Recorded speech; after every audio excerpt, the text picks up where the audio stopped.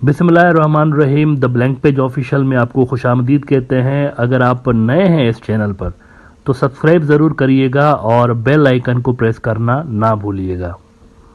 मित्रों, कुछ अर्सा पहले जब चाइना और इंडिया के दरमियान बॉर्डर पर टेंशन सुरूज पर थे तो इंडिया ने अमेरिका को अप्रोच किया था कि हमें एक तरफ से पाकिस्तान वाले बॉर्डर्स पर दबाव का सामना करना पड़ रहा है, दूसरी तरफ से हमें चाइना के बॉर्डर्स पर दबाव का सामना करना पड़ रहा है। तो एटलीस्ट आप हमें पाकिस्तान वाले फ्रंट पे, क्योंकि पाकिस्तान आपकी बात तो सुनता है, चाइना तो नहीं सुनेगा, तो पाकिस्तान वाले फ्रंट पे कम से कम हमें आप हेल्प करें और सीज़ फायर करवाने में आप हमारी मदद करें। तो अमेरिका ने कहा जाता है कि रोल प्ले किया था और पाकिस्तान और इंडिया के दरमियान सीज़ फायर हुआ था। अब तब से लेकर पाकिस्तान और इंडिया का बॉर्डर शांत था काफ़ी, लेकिन पिछले दिनों जो मोदी साहब अमेरिका गए हैं तो वहाँ पर अमेरिका की इन्होंने काफ़ी सारी बातें मानी हैं। कल भी मैंने आपको बताया था उनको जो बेसिस हैं, नेवल बेसिस, वो इन्होंने ऑफ़र किए हैं और इसी तरह से जो logistic exchange memorandum of understanding दोनों ने साइन किया हुआ है उसका स्कोप बढ़ा दिया गया है। मेजर रिपेयर्स भी हुआ करेंगी अमेरिकन शिप्स की इंडिया के अंदर। तो इस सब के बदले में पॉलिटिकल फ़ायदा अमेरिका ने मोदी साहब को पहुंचाया है। पॉलिटिकल फ़ायदा ये पहुंचाया कि जो जॉइंट स्टेटमेंट वाइट हाउस की आई उसके अंदर पाकिस्तान का नाम यूज़ किया गया, पाकिस्तान को बुरा भला कहा गया, पाकिस्तान के लिए हर तरह की बकवास जितनी भी हो सकती थी की गई। लेकिन उसके जवाब में जो रवायती अमेरिका का तरीका रहा है कि वो कश्मीर का भी जिक्र करते हैं, ह्यूमन राइट्स का भी जिक्र कर रहे होते हैं जो कि इंडिया में वायलेट हो रहे होते हैं, और पाकिस्तान के अंदर जो कुर्बानियाँ इतनी ज़्यादा हुई हैं, 60-70 हज़ार पाकिस्तानी शहीद हुए गुज़िश्ता 20 साल में, उसका भी जिक्र कुछ भी नहीं था इस बार। तो एक तरह से यूँ समझें कि लाइसेंस गालिबन मोदी सरकार को दिया गया है पाकिस्तान के हवाले से कि अगर इससे आपको इलेक्टोरल बेनिफिट मिलता है तो you can use this issue. और इस स्टेटमेंट के एक ही दिन के बाद I was not surprised, Indian जो फोर्सेस हैं उन्होंने पाकिस्तानी बॉर्डर्स पर फायरिंग की। आज ये वाक़या पेश आया, पाकिस्तानी बॉर्डर्स पर फायरिंग की गई और उसमें 2 पाकिस्तानी शहीद हुए हैं और कुछ ज़ख्मी भी हुए हैं।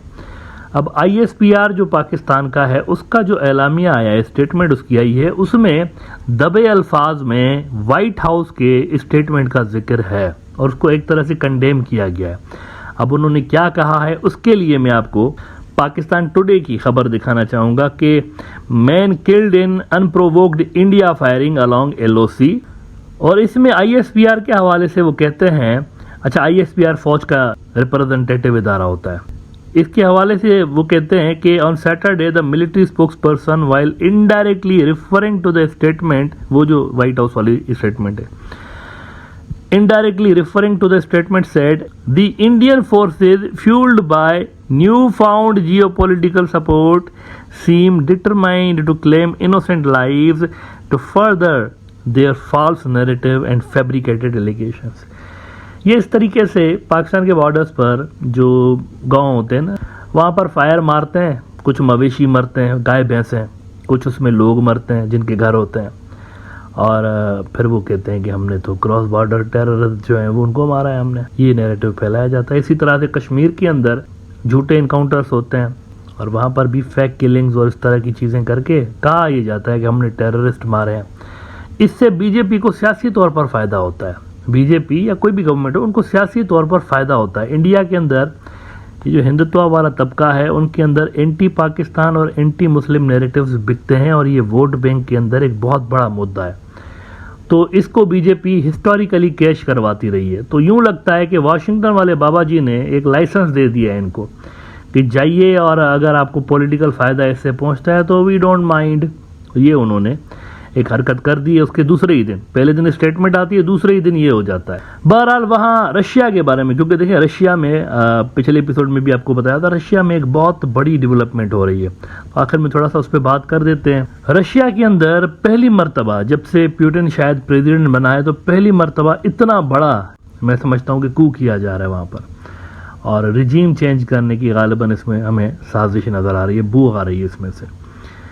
अमेरिका रिसेंटली इससे पहले भी ये अटैम्प्ट्स कर चुका है। तुर्की के अंदर भी गोलान मूवमेंट जो थी, आपको याद होगा, तैयब एर्दोगान का धड़न तख्ता करने की कोशिश की गई थी लेकिन उसमें वो नाकाम रहे। इसी तरह से जो चीज़ें हैं वो होती रही हैं वहाँ पर और भी। लेकिन ये बड़ा सीरियस नज़र आ रहा है। रशिया के अंदर जो कुछ भी हो रहा है, दिस इज़ वेरी सीरियस। उनका जो सबसे बड़ा मर्सनरी ग्रुप था जो कि जंगों में लड़ता था रशिया के लिए, प्राइवेट ग्रुप था, प्राइवेट मिलिट्री, जिसको by the way I think terrorist organization उन्होंने डिक्लेयर कर दिया रशियंस ने, लेकिन उसको यूज़ करते हुए वहाँ पर सिविल वॉर क्रिएट करने की कोशिश की गई है और वहाँ पर धड़न तख्ता करने की कोशिश की गई है। लेकिन जो शुरुआती लीडर्स हैं जिन्होंने पुतिन की सपोर्ट का ऐलान किया हुआ है, शुरुआती लीडर्स, उनमें से एक तैयब एर्दोगान भी है। ये बात सुनकर आपको हैरत होगी कि Tayyip Erdogan is among the first leaders जिनके लिए कहा जा रहा है कि उन्होंने फुल सपोर्ट का ऐलान किया है। हिंदुस्तान टाइम्स ने रिपोर्ट किया है कि Russia could have Turkey's full support says president Vladimir Putin. तुर्की की हमें सपोर्ट हासिल है, तुर्की रशिया के साथ खड़ा हुआ है।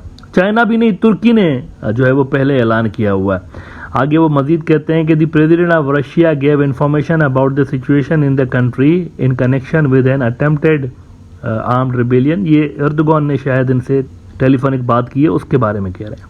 The president of the Republic of Turkey expressed full support for the steps taken by the Russian leadership, the Kremlin said in A statement.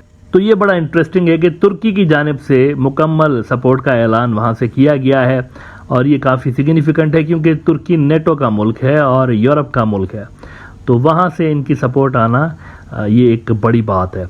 अच्छा, ये जो सिचुएशन है ना, अगले 48 घंटों के अंदर क्लियर हो जाएगी कि हो क्या रहा है वहाँ पर, ये क्लियर हो जाएगी। देखें, एक आपको इंटरेस्टिंग बात बताता हूँ, कॉन्स्पिरेसी थ्योरीज अभी से ही शुरू हो गई हैं। 1-2 रोज़ पहले ये अमेरिका ने अनाउंस किया कि $6.2 बिलियन बाय मिस्टेक चले गए ज़्यादा यूक्रेन को, बाय मिस्टेक, गलती से, अकाउंटिंग एरर।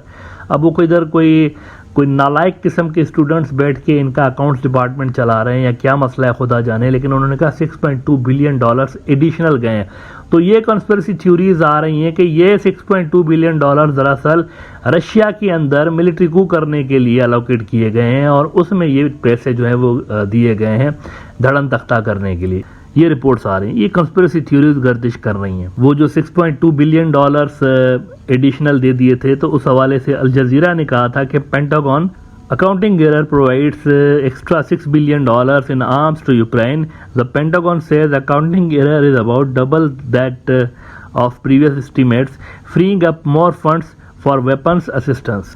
तो ये एक दिलचस्प सूरत हाल है कि ये कहकर उन्होंने ज़्यादा पैसे दे दिए कि अकाउंटिंग एरर है, लेकिन जो इनके अपोनेंट्स हैं वो कह रहे हैं कि नहीं, ये कुछ भी गलती से नहीं भेजा, जानबूझ के भेजा गया है और ये जो कू हो रहा है वहाँ पर इसके लिए भेजा गया है। अभी तक की सूरत हाल ये है कि वैगनर ग्रुप के जो कारिंदे हैं वो कहा जा रहा है कि मॉस्को की तरफ बढ़ रहे हैं और जवाब में, लेकिन अजीब बात यह है कि जितना माना जा रहा था कि इनके ऊपर शदीद हमला होगा और ये सारी कुछ, वैसा कुछ शदीद नज़र नहीं आ रहा। मतलब थोड़ी सी टुक टुक हुई है, लेकिन अभी तक जो है ना, कई घंटे गुजर जाने के बावजूद ज़्यादा हमें मार कुटाई वहाँ पर नज़र नहीं आ रही। अब देखते हैं कि पुतिन इसको कंट्रोल कर पाते हैं या नहीं कर पाते, ये 48 घंटों में वाज़ेह हो जाएगा।